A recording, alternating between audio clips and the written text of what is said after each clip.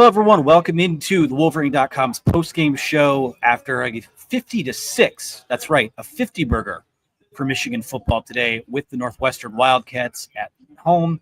Move to 6-5 on the season. Get to bowl eligibility. Set yourself up for the Ohio State game next week. And I did not see this one coming at all. We will talk offense, defense.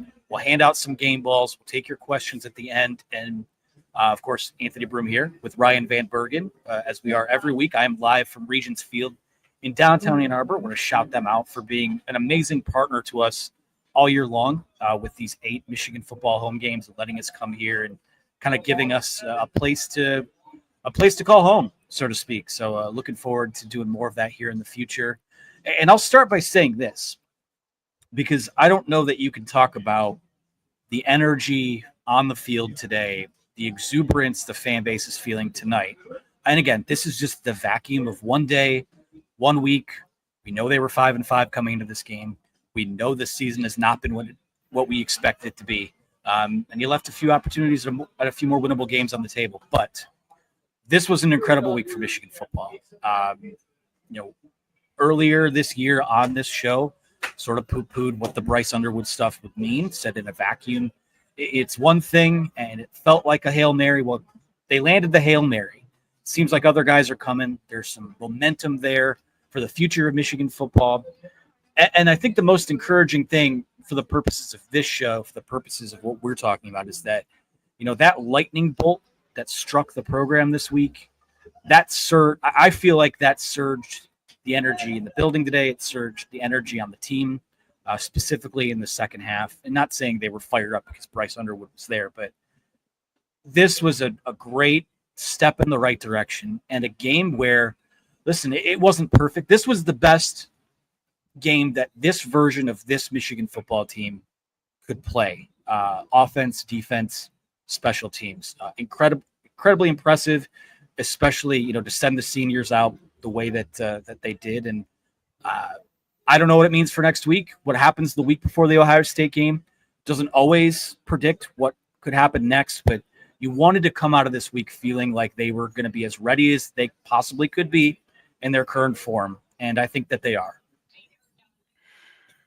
It's awesome to see this group of seniors, especially considering the last year that they've had in comparison to the 3 years previous, to see these guys have their last home game go their way, play a clean football game. Were there mistakes made? Absolutely, like you referred to. But overall, just a good, dominant football effort. And let's not paint a false picture here. Northwestern's not world beaters, and we knew that when they came in. But to handle business the way it was supposed to be handled and execute what you're supposed to execute, specifically in the second half, and see the ball kind of get shared, see some guys get some opportunities, that, to me, that's what you needed for this team. They're deserving of this last game. So I'm happy for these guys that they were able to get that. And I was at the game, jetted out of there right as the fourth quarter started. But I was at the game and I felt a different energy. And I think that's what hope feels like. I think we all may have forgotten what that may feel like, but that's what hope feels like. And we've talked about it all year throughout this podcast, but Michigan, and as the years progressed, I feel like the intensity of concern has grown and grown and grown. But I think finally this week, we had wildfires and we just hit them with cannons. And I know you like to say fire the NIL cannons, fire the money out of the NIL cannons. And I feel like the cannon fodder was definitely raining down on the big house today. But there's hope for the future.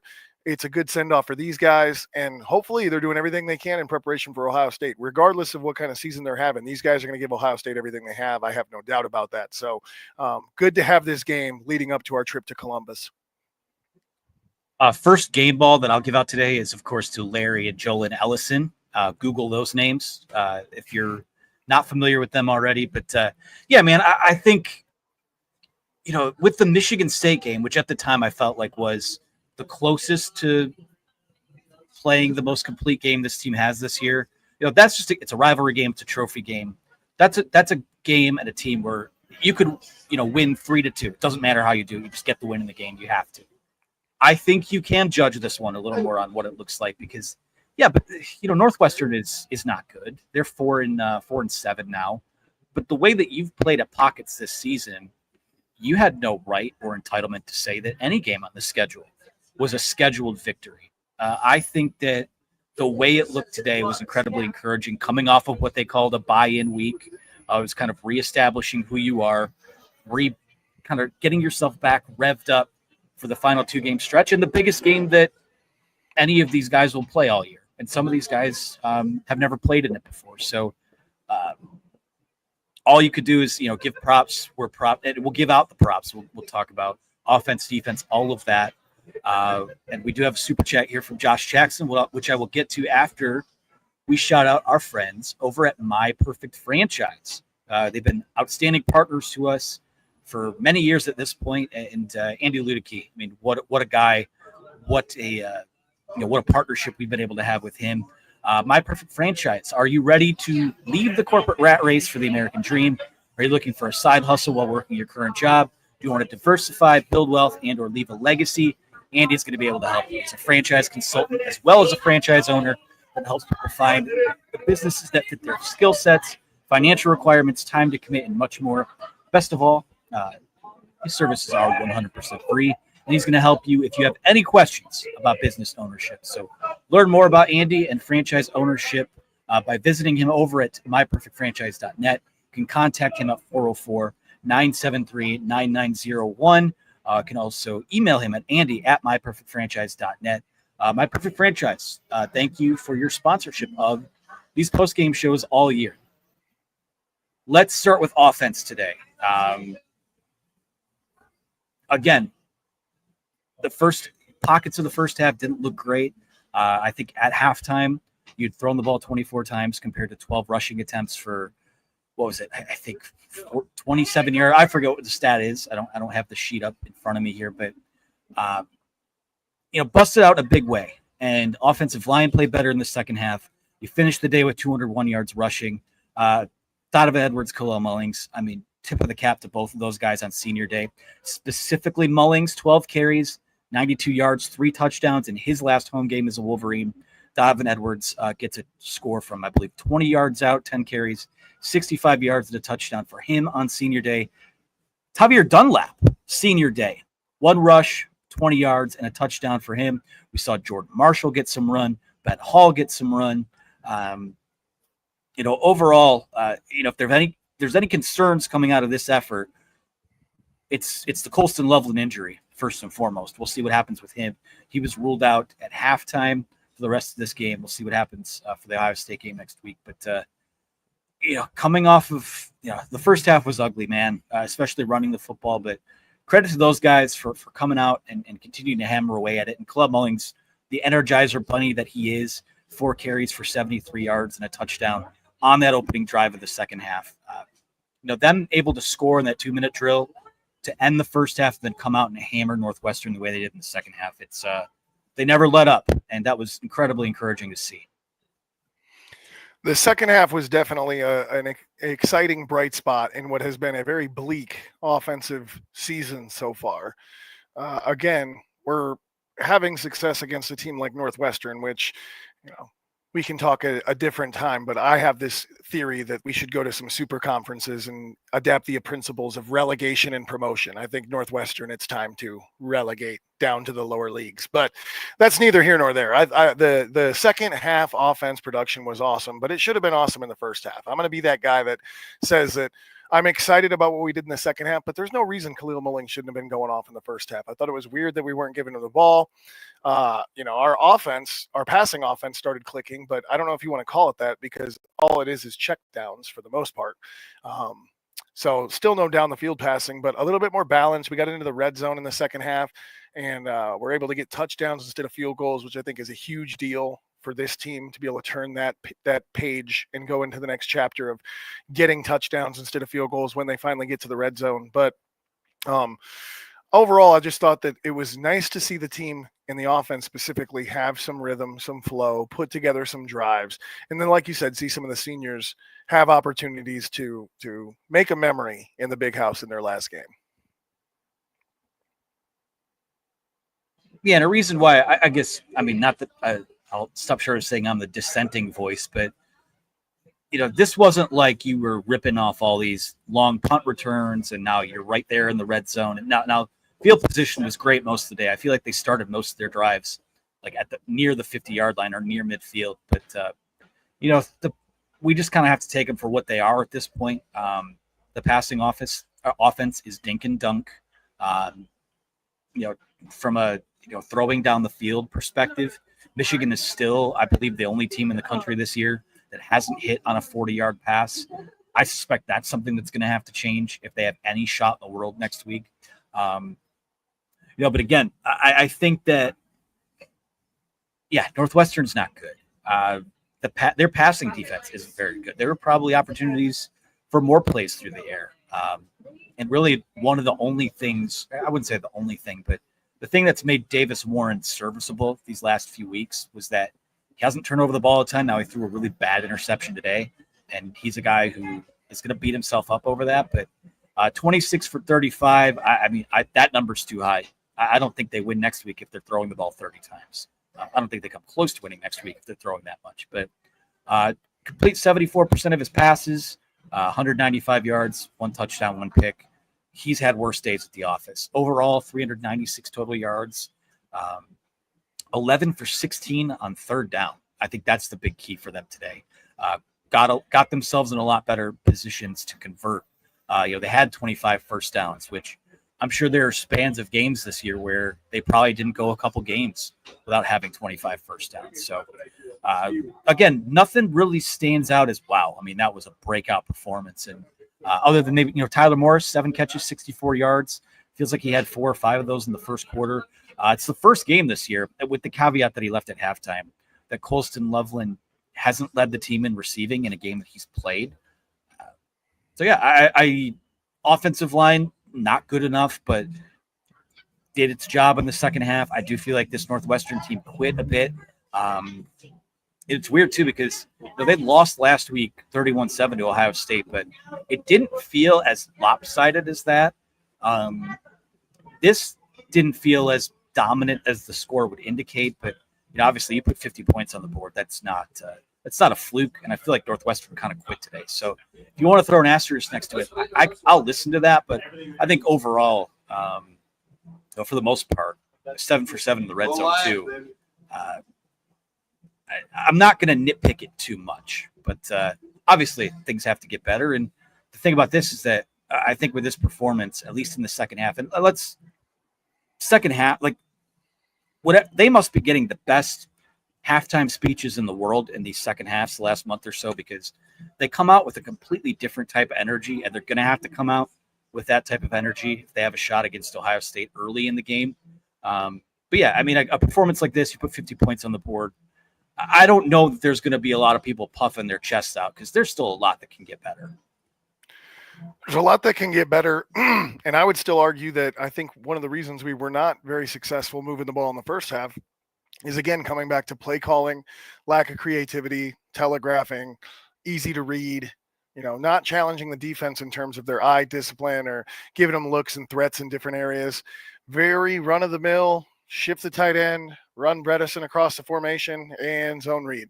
There it goes. And it was nice and a breath of fresh air, but it's definitely something that I want to maintain, because I'm not coming off of my point that I still maintain that Kirk Campbell and our offensive coordinating our offensive game plan is, I don't care who we recruit and what guys we bring in.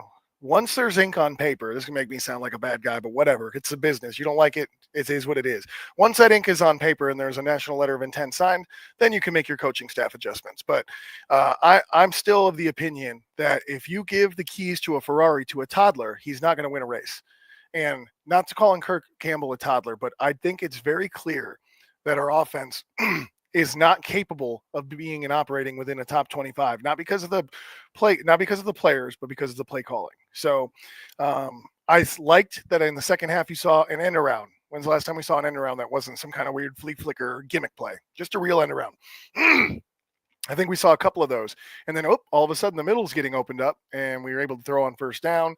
And those are the type of things that we've been talking on this podcast game after game after game of, when are we going to see some of this? And it's great.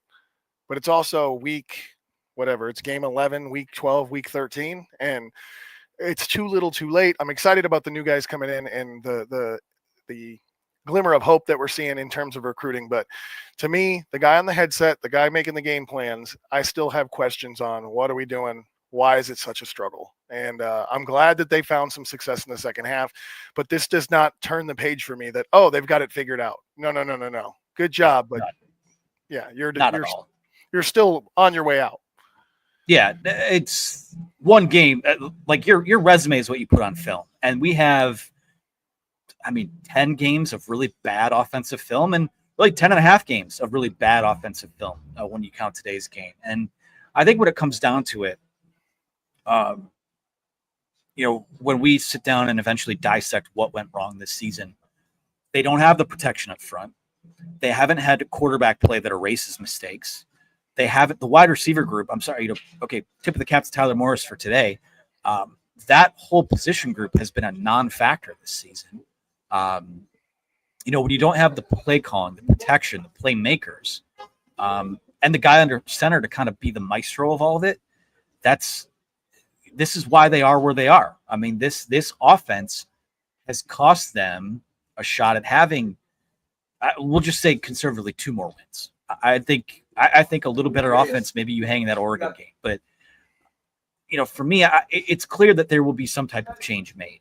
They're not going to just plug Bryce Underwood into, behind a bad offensive line, with no wide receivers next year and the same offensive coordinator. Like, all right, kid, go save us. You're the number 1 overall commit. There are going to have to be major changes made.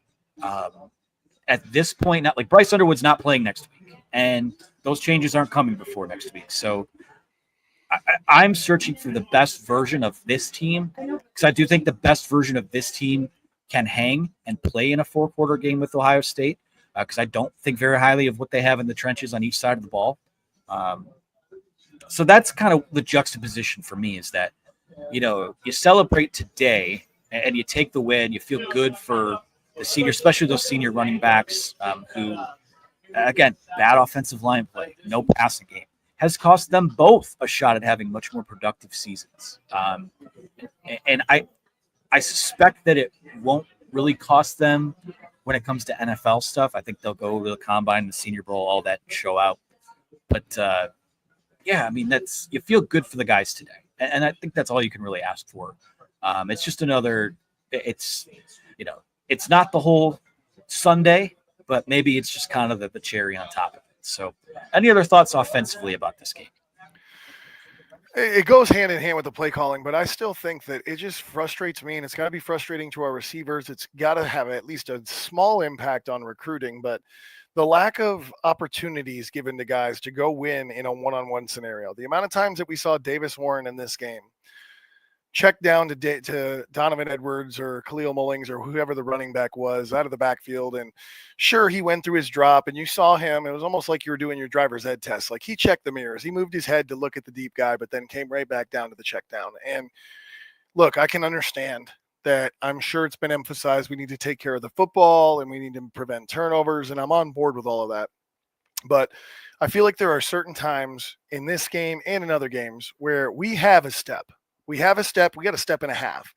And that's the first read. And if he pulls the trigger, we got a guy that has an opportunity to make a play against a guy from another team. And to me, that's one of the things that this offense, which there's a list, but there's one of the things this offense misses, is that unless we have Colston Loveland, we don't trust our guys to make a play on the ball, or at least we call the plays, or we distribute the ball in a way that makes me think we don't trust them. And to me, that's just a concern. I want to see guys battle. I want to see guys go out and make plays and have opportunities to make plays. And I feel like in this game specifically, because I thought we were, especially early on, a little bit more pass heavy than we've been, I think there were a lot of opportunities missed. And I'm not saying we had guys streaking wide open down the field, but there were opportunities that we could have extended drives in the first half, and you put up even more if we gave guys those shots. And all right, you want to make the argument we don't have the personnel, that's fine. But at some point, I'd like to see Michigan. Braylon Edwards at the game walked by me, and I was talking to him, and I want to see a guy like Braylon go make an attack of football on a 3rd and 12.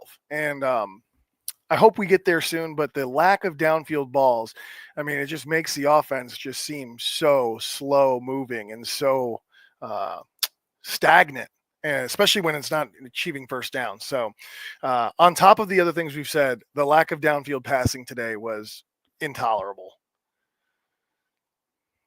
All right. Well, if you are, it's a good segue into our next read here. Our friends over at Passes. That's right. Michigan announced its partnership with Passes. I believe it was last week. Clayton and I talked to the founder, Lucy Guo, in a podcast earlier this week. Super excited to partner with them. They're the newest partner of Michigan Athletics. Like I said, Michigan made big strides with Bryce Underwood when it comes to NIL. And if you want to add a big-time wide receiver, if you want to recapture the type of talent that it takes to win a national title, like J.J. McCarthy, Blake Corum, Zach Sinter, it starts with NIL. It starts with stepping up and being a part of it. And Passes wants Bryce Underwood to be a part of it, and I suspect that they'll get a lot of people involved. I already have some Michigan athletes involved over at Passes. So go to passes.com/Michigan today to learn more. Big week for Michigan on the NIL front, and you can keep throwing the log on the fire by supporting Michigan athletes over there. So go to passes.com/Michigan to check that out today. Moving over to the defensive side of the ball, I'll just read the drive chart, which I think tells the story of the game. Interception, punt, field goal, which came after an interception, field goal, which came after, I believe it was a punt return that shouldn't have happened. End of the half, punt, interception, punt, safety, end of game. Come out of this game, again, Northwestern, you had the benefit of playing one of the only offenses in college football that is worse than yours all year. And they looked every bit the part of it against a defense that has looked pretty good since the second half of that Oregon game. 127 total yards around, 117 yards to the air, only 10 rush yards, 25 carries for 10 yards. I mean, just an incredible job by the defensive line. 6 sacks today. Josiah Stewart showed out on his senior day with a pair of those sacks. I know it's senior day, but Mason Graham, Kenneth Grant, those guys are going to be playing for an NFL team this time next year. Feels like a send-off for them. Ernest Hausman had a sack as well. Etta had half a sack. Nico Andrighetto had a sack, a defensive back coming into the game late. TJ Guy had a sack, a guy that talk about NIL, talk about passes, talk about champion circle, all those things. We're going to have to throw some NIL money at him to come back next year. Just as, you talk in that first kind of offensive part, you talk about how bad Northwestern is as a football program, how bad they are as a team this year. This is how it's supposed to look. There was no BS today. Only 8 for first downs. Northwestern was 5 of 14 on third down, 0 for 1 on fourth down. And outside of a deep ball, which is just a great play, a 39-yard reception, you take that out of there, it's under 100 yards allowed for the game. Just a tremendous job from the Michigan defense as a whole, making this team look like you'd expect them to look. It's what we should see from a Michigan defense. Exactly. I mean, well put, but exactly what you should see from a defense that should be performing top 20, I would say, in college football. It should be. It's not, but I think talent-wise should be somewhere in that 20 to 30 range, 15 to 30 range, and probably performs closer to 30 than it does 15. But today was an outstanding effort. I think overall you saw a dominant defense, but that's what you should have seen. All 11 of our guys are better than all 11 of their guys. And I don't mean that in a negative way. It's just the state of the matter. And I'll say it again. I think Northwestern should consider relegating to MAC or Sun Belt or something like that. And there should be other teams that should consider it. I mean, at this point in time, why is Michigan, why is Ohio State wasting our time playing a Northwestern when we have this expanded conference, when there's people that we could be playing that would give us a better strength of schedule, a better test? And it really doesn't matter, because at the end of the day, the playoff's going to be decided, I think, more by conference champions anyway. So I don't like the Northwestern game as much as I used to. Not that I liked it before, but I like it even less now. And I feel like I'm glad that these guys had a statistical day. They should have had a statistical day and gone off on them. I think overall, there was maybe some opportunities to get a little bit better in pass rush. There were times where he did have a lot of time back behind center. But obviously we did get home. You read the sack numbers. And then again, giving up some zone coverages, some of the underneath, garden grass, not garden guys, but overall, pretty stellar performance defensively. And we're going to need that defense. I mean, I think, to me, Kurt Campbell, to me, in my opinion, that ship has sailed. I know where that's going. For me, I'm still kind of on the fence about Wink Martindale, and I think all the marbles and the 2025 payroll is determined by how do you perform in Columbus. So I'm going to hold my tongue and decide what I think of Wink Martindale after he goes into Columbus and tries to do what he can against Ohio State. But today, golf clap. You did well against somebody, to be honest, that would probably struggle to win a frat mud bowl at most schools. So that's just what Northwestern's athletes are. Man,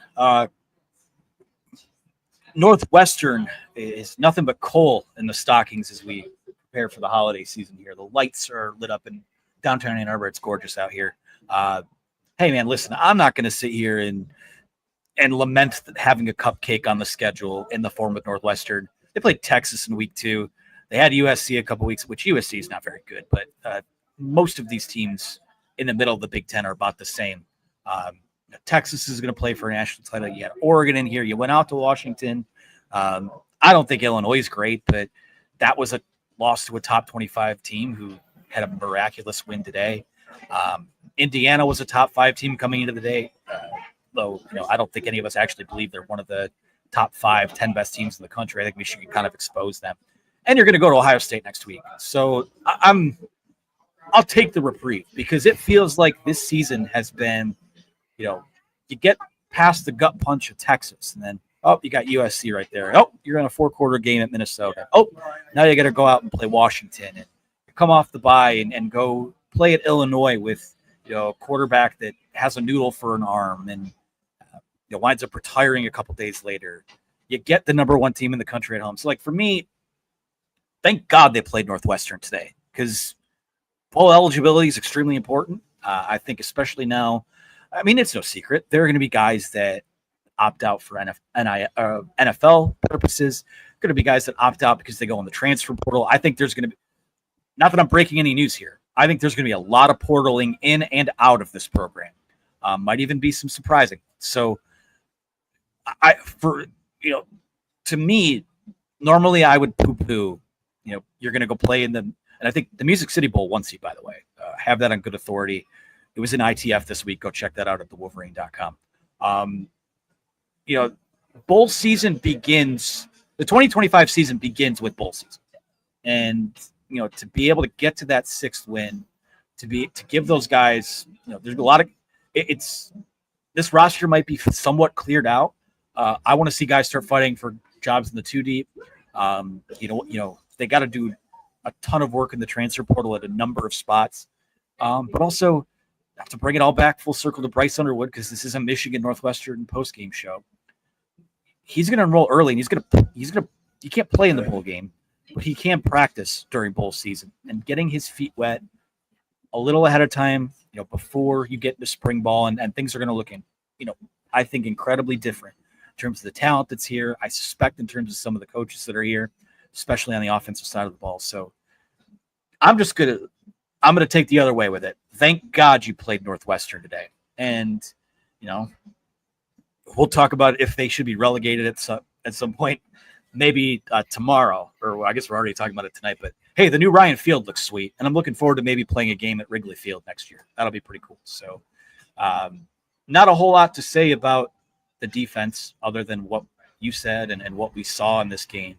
Again, just incredibly proud of the seniors. Some of those guys that won't be around, Quentin Johnson, Kenneth Grant, Mason Graham aren't seniors, but I don't think they'll be here. Josiah Stewart's not going to be here. Makari Page has had a solid career, though I think a bit of a down year this year.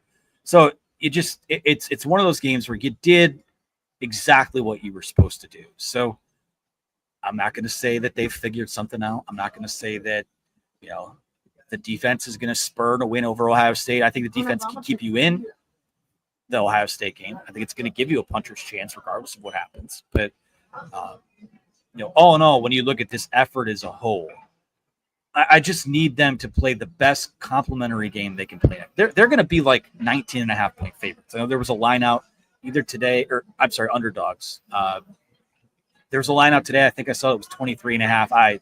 I'd be smashing Michigan covering that. There are worse Michigan teams that have hung with better Ohio State teams than you'll play on Saturday. But like I said, in totality, it is it's the best possible game that this game I think could look like, at least in terms of the box score. I know there are things to clean up in the first half, but with what, as long as no one has the big ego heading into next week, yes, sir. As long as no one has the big head and the big ego going to next week, I think this will be a bit of a springboard for them. And I'm not sitting here predicting that they're going to win, but I think they're going to go down there and give them a fight. I really do. I hope so. I'm very optimistic that we are going to go give Ohio State more than they want.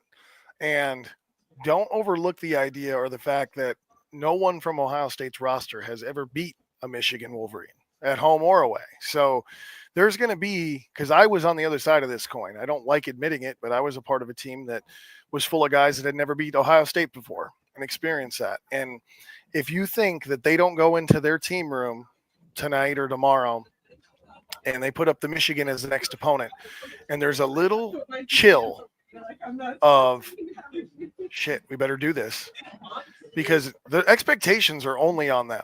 This is a fun game to play in, this style of game, because Michigan goes in there as 20-point underdogs, whatever we may go in there as. If you lose by 30 or 40, it still isn't that bad considering what the point line was. But Ohio State, you somehow find a way to mess around and be in this game in the fourth quarter, or maybe be behind or losing this game. Oh, the Boo Birds are going to be out.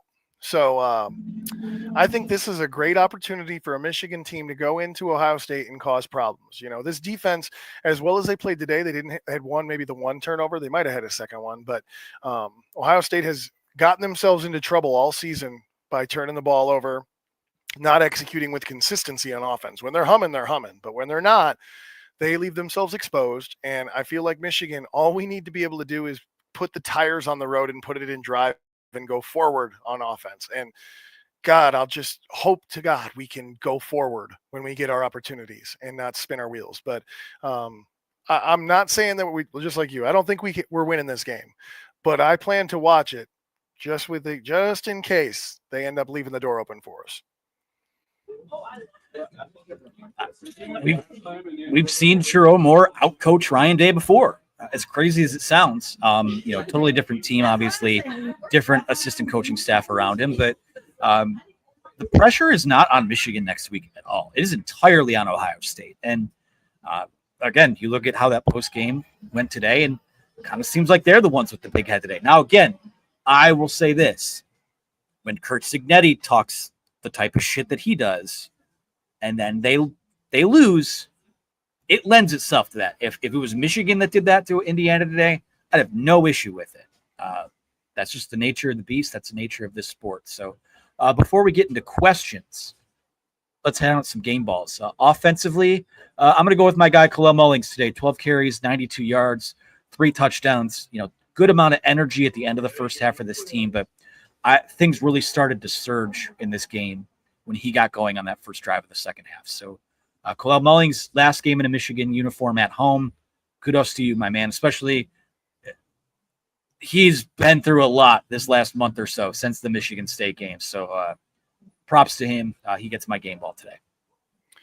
I'm going to go with the offensive lineman, Josh Preeb. Came over from Northwestern. Probably feels good to beat your old alma mater, or not even an alma mater if you didn't graduate, but a school that you spent some time at, one of your exes, visiting an ex. So I'm happy for him, and I feel like the offensive line in general, when we got a little creative with the play calling, the gaps got a little bit bigger. So Khalil Mullings, Donovan Edwards had your day because the offensive line kind of got it figured out, and Josh Preeb just consistently has gotten it done and been one of the only guys who's gotten it done consistently on the offensive line. So I'm going with him.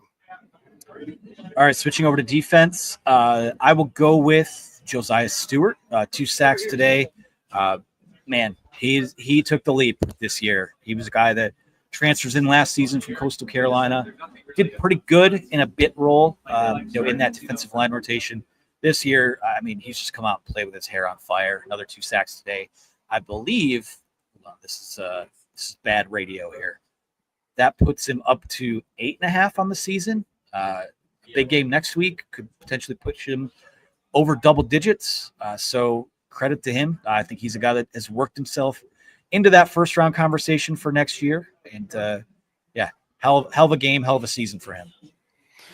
If my game ball wasn't going to go to him, I figured I'd had to pick a backup. But I think 1A was Josiah Stewart, 1B Ernest Hausman. I think he's a guy that has consistently been playing well, doesn't get a ton of recognition, struggles just a little bit when he has someone really athletic on the interior, a really athletic tight end, or if he ends up getting matched up with a slot in a bad position. But overall, Ernest Hausman, I think, has been game in, game out, very consistent, and is, I think, the unspoken leader of that defense, especially with Will Johnson out and kind of missing some of the guys that we thought we'd have earlier this year. Really quick honorable mention I want to give to Donovan Edwards, who, again, 10 carries, 52 yards, and a touchdown. He's a player that, people will look at whatever the box scores are, whatever the stats from these last 2 years, and they don't pop off the page, but time is going to be very kind to him. He's a guy that did a top 7 plays of his career in this morning. In his 7 best plays in a Michigan uniform are about as good as any player that's ever been here. So just want to shout out him. Great career in a Michigan uniform, and he's got one more chance to be the boogeyman against Ohio State. So we will move to questions now. We have a couple in the queue, a couple super chats. Sorry, I did not get to Josh's earlier like I promised. We'll lead with it here. This will be your last call to get your questions in for the Q&A segment. We've got 5 there right now. Go to this one from Josh Jackson, as promised, for $4.99. He says, just in case anyone didn't hear, we landed the number 1 effing recruit. Let's go to who needs Underwood when we got the Davis Warren. We're not going to do a whole Underwood show today, but I don't know how much you've seen the player. I don't know how much you're familiar with the recruitment or how it all went down, but hell of a land. What are your thoughts on that? I'm just glad that we're finally participating in NIL. I feel like Michigan kind of had this heels dug in type thing of, well, we're not going to be one of the schools that goes out and fires all this money at athletes to try to get them to play. We're going to sell our education. We're going to sell the experience at Michigan. And that's just not where the landscape is right now in college football. And I honestly think we're going to look back at the gym. I'm constantly getting people coming up to me, this week. At one point it was 10.5. I believe, if I'm not mistaken, it ended up being a $12 million NIL deal with $3 million over 4 years, or $3 million a year for 4 years. Is that correct? I cannot confirm or deny the number, because anytime a number comes up, people seem to get mad about that. But it's a lot of money. Yeah, well, it's somewhere in that neighborhood. It's a double-digit million, and that's a big deal. But I think you're going to – the NCAA, well, I don't trust them as an organization. Some other third-party company or some board needs to come in and impose some sort of salary cap or some sort of structure. Without structure, this NIL thing is going to get way out of hand. It might already be there, but – it's not our fault that it's not being regulated. We need to participate because we're shooters. We're in the Wild West. And if there is no sheriff, then we've just got to get our guns out and go on a horse and start shooting. And I love it. I love this. I love that this move. I love who we're employing, calling on the alumni to get involved. And I think that we're going to look back, if they don't get a handle on this, and you're going to look back and be like, wait, Michigan got Bryce Underwood for $3 million a year. That's all they had to pay him. That's it. That's where I think we're going with this. I forget who sent it out. Someone sent out a tweet this week where it was like, if you could guarantee that your 5-star quarterback was the number 1 pick in the NFL draft, how much would you pay him in NIL money? And I'm like, in my head, I'm like, a hell of a lot more than he's probably going to get paid, if we're being honest, because I think it adds that much value to the school. So, and make no mistake about it. Now that Michigan is involved to this extent in NIL, where you've got, the Ellisons, of Oracle fame involved in all this, and some other pretty powerful people, they finally tapped into, the brand power that this university, I think, has always been capable of. Make no mistake about it. There's going to be some kind of change that comes, because we've seen it with satellite camps. We've seen it with transfer rules. We've seen it with, I'm not equating it to the sign stealing thing, but oh look, there's helmet communication now. For whatever reason, when Michigan is at the forerunner, or at the top of something, or whatever you want to call it, it seems to that's when the push starts to kind of put the toothpaste back in the tube. So we'll see what happens, but I love it. I think it's overdue, like you said, and it's going to be a hell of a lot of fun to see who comes with them and how they build this thing out. Got to coach them up, got to develop better, got to put them in better position to succeed, but you'd rather have that bird in hand than not. Let's go to this super chat from Daniel Schutz for $1.99. He says, why do we not run the ball 35 times a game? Because you can't run block. You don't really even pass block all that well. But, this team isn't built to do what it did at Penn State last year, where you become a service academy. That's why they don't do that, in my opinion. I don't disagree. We don't have the dominance that we've had in the past. I think there's been teams and offensive lines that you could line up Jim Harbaugh and hand him the ball. And when we had a good enough offensive line, Jimmy would have went out there and got 4 yards. He's wearing his cleats on the sidelines, but we're just not in those days right now. To be honest, our best offensive lineman is Josh Preeb. Josh Preeb is probably not going to play on Sundays. There's not a single guy on our offensive line. Maybe Miles Hinton plays on Sundays. I think he'll get a look. But, and again, I'm not trying to sit here and criticize and throw stones at the guys that are here that have been putting in the work and developing and getting better. I think they're the best versions of themselves. But for whatever reason, Sherrone Moore, Grant Newsome, Kirk Campbell, anybody who's been around the program or involved with the program, never looked into the O-line meeting room and said, I don't think we got the right guys in here. And to me, that's been a red flag that I've screamed about every single podcast, that I'm very excited about Bryce Underwood, but I'm telling you what, if you don't put anybody in front of him, number one recruit's not going to be able to perform when he's on his ass. So I think that there's going to need to be some strong transfer additions, transfer portal movement, like you may have mentioned earlier. The freshmen aren't coming in to save this program. There needs to be, this is just one domino in a succession of dominoes that need to go our direction in order for next year, 2025, to be a very solid year for Michigan football. I'm not saying that it even can be, but if you're going to turn it around, we've started, but this is only the first few miles of a marathon. 1,000%. And that was kind of the crux of the comments I made probably a month or so ago, 5-6 weeks ago, when this started to ramp up, was that, you're not going to just drop the number one overall player in and just say, okay, fix it. I think when you look at this team in terms of portaling, I think I like some of the young tackles they have. I think that Andrew Sprague is going to be a good player. You've got a 5-star coming in next year in Andrew Pavalola. You might have another one coming in. We'll see what happens with some of these other recruitments. But the interior of that offensive line needs a complete overhaul, because the drop-off, there's always going to be a natural drop-off from Keegan Oluwatimi center, Keegan Nugent center, but this is not been good enough. Not at all. Particularly not impressed with Gio El Hadi, who I thought would kind of surge this year, and we'll see. He's got a 5th year. He could potentially come back next year. If he does come back, he's competing for his job. Like, he's not penciled in as one of my 5.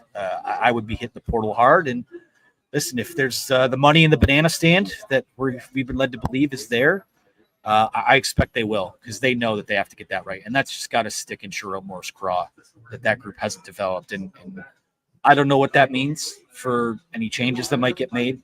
But when you take the podium in August and say, as long as I'm here, we will be good up front, and this is what your first offensive line looks like, that would piss me off. And it's, as an observer of the team, it's pissed me off to watch it devolve the way it has. So that's why they don't run the ball 35 times a game.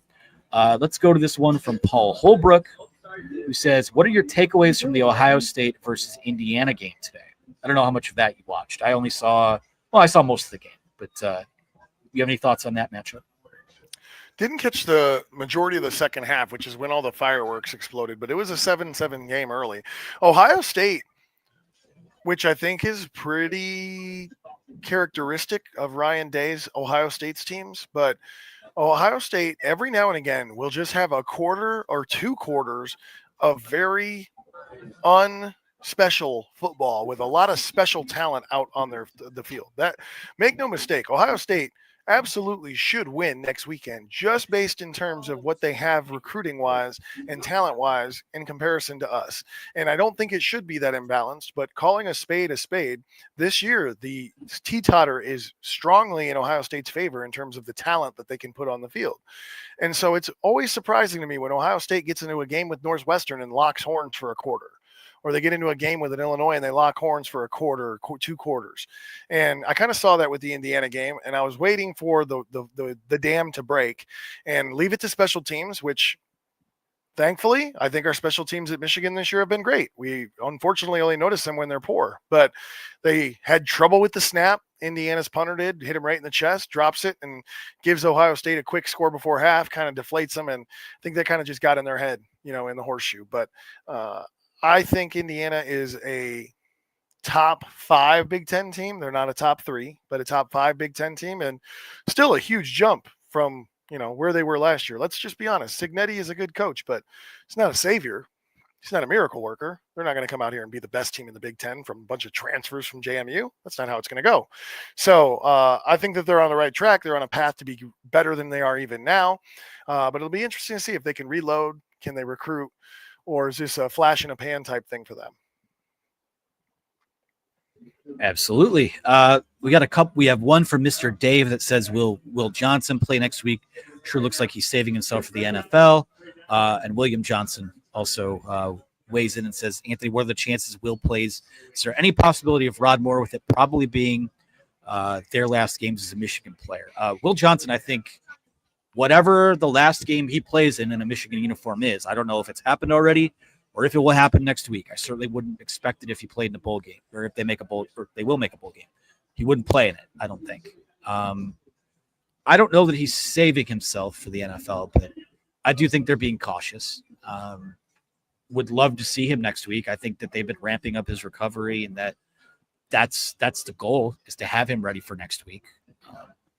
Rod Moore, we haven't really heard that he's been ramping up at all. I mean, I know there's like a natural ramp up in his recovery, but and I don't think that he's played his last game as a Wolverine. I don't. I mean, it's going to take some NIL maybe to bring him back for a 5th year, but as far as the NFL goes, like, he doesn't have any film this year, and his film from the last few years has been pretty good. But I think it would be, I mean, he's at the tippy top of the list of guys that, got to take care of some of your own guys too and keep them around. And I'd have him at the top of that list. So I don't think we'll see Rod Moore. I do, however, think that if I had to cap it this week, I'll say 65-35 Will Johnson plays. I'm leaning that direction. But if he doesn't, again, I don't know. We just haven't been given an indication that he's opted out of the season or anything like that. In fact, we've heard the opposite from everyone who would know, except for Will Johnson himself. So we'll see what happens there. At this point, a little more concerned about Colston Loveland, and if he'll play next week. We'll get an update on that here at some point. But, go to this one from Dan Barks. We will take Dan's question, then one more, and then get out of here. It says, at the end of the day, Michigan won handily and made adjustments at halftime. Credit should be given, and I'll give it 1,000% to them. Did Northwestern quit, or did Michigan finally put down an inferior opponent? And my answer to that would simply be yes. Bit of column A, bit of column B. Yeah, yes to both. I think Michigan put down an inferior opponent, and the inferior opponent decided not to get up off the mat. Right on. We'll take this one from Daniel Schutz. I hope I'm pronouncing that name right. Jordan Marshall is very good. Why can we not run the ball all the time? Well, I think that we've talked a lot in this show about why they haven't been able to run the ball. I'll just say this. I mean, Jordan Marshall, listen, you want to win a football game next week. Make no mistake about it. But everything that happened this week, even before this game, and even going back to the bye week, like, now you're starting to position yourself for 2025. And Khalil Mullings won't be here. Donovan Edwards won't be here. Jordan Marshall will. Ben Hall will. Those are the guys that I think lead kind of, when we're putting that pecking order together of what things look like at running back next year. We've talked about how there's going to be a lot of portaling too. Like, if there's a top flight guy that wants to come, I think you take him.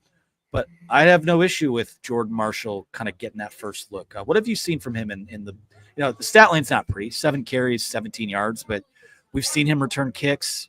We've seen him do some things here and there. I don't know. I think the jury's still out, but I think very highly of him. He strikes me as a Blake Corum style runner, which I think is a heavy compliment, but he seems like a guy that physically has the strength and quickness to get to a hole, get through the hole, and get you 3 yards. My concern or question is he going to be a guy that can hit any home runs? And I'm not saying you necessarily need that at your running back position, but for me, I think the combination of running backs is critical. I feel like that is a chemical makeup of what your team or what your offense can or cannot be. And so if that's the case and Jordan Marshall ends up being running back number 1, I feel like we need to have a scatty, speedy guy to complement what he's doing. And I'm looking forward to it. But at the end of the day, our offensive line is going to have to be better. The running back's not going to fix this. The skill players don't fix what's going on with Michigan football right now. Can you hide a bad O-line if you have some better skill players? Probably a little bit, but it's still going to get exposed at some point. So I'm not as concerned as who's behind the guys running the ball. It's more for me who's in front of those guys. 1,000%. And, talk about scat backs too. I think Micah Kapana, who got a little bit around, did he get a carry in this game? Did have a reception for 4 yards, a guy that they've wanted to work in a little bit more. Obviously, you can't play 5 running backs or whatever the number is, but he's a guy, he and Jordan Marshall and Ben Hall, I think you can do worse if that's kind of what your trio is going into next year. But, again, so many things to work out in terms of offensive line, in terms of who's coming in, who's going out, all of those types of things. And those questions will be answered in time. But for tonight, Michigan moves to 6-5, a 50-6 win over the Northwestern Wildcats. Michigan is bowl eligible. And now it's the week of the game. And Ohio State, they're going to be out for blood, man.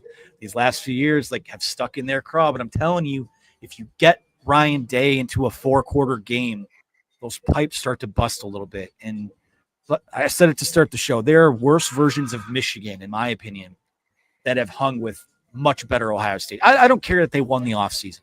I don't care that they spent whatever it was, $20 million, probably more than that on their roster. That's window dressing.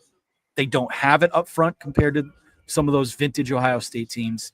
You play your best football game, I think you're going to give yourself a puncher's chance. So I'm not going to tell you what to do with your money. I'm saying whatever the spread is, I feel good about Michigan finding a way to keep it, an 8-point game, 10-point game, whatever it is. The run's not going to last forever. 3 straight feels pretty good. 4 straight would be, I can't say it'd be the most satisfying of the bunch. It's not. It'd be the funniest, though. And at this point in the year, with everything that's happened and with everything that could come next, be a hell of a way to close out the year. So any other final thoughts on this game or Ohio State or whatever lies ahead, Ryan? It doesn't matter what the records are. I think this is something that's cliche and said all the time, but as a former player, I want everybody to hear me say it. It does not matter what the records are. That's an absolute war when you get to play against the Scarlet and Gray. So don't necessarily count anybody out because it's just not football when you play against Ohio State. So I'm super excited for these guys. And although I don't know that it's going to go in our favor, I can't wait to see these guys come out and punch people in mouths. And for me, that's what I'm about. So let's see it. Right on. 50-6 win, 6-5 on the year. Thanks, Ryan Van Bergen, for joining us. Thanks to our producer, Megan, behind the scenes. Guys, be sure to like this video. Subscribe to our YouTube channel. A lot of great stuff. I'm getting on a plane tomorrow, heading out to Fort Myers for the Fort Myers tip-off with Dusty May and the basketball team. Of course, Ohio State week as well. Signing day, a little less than 2 weeks, so you're going to want to join the Wolverine. $1 will get you 7 days of access to our site. And then you'll get 50% off an annual sub with the rest of the year. So heading over to Wolverine.com if you're a first-time subscriber. Take advantage of that deal. I think it's the value of that will pay for itself in time. So for Ryan Van Bergen, for our producer, Megan, I'm Anthony Broome. Talk to you again next time.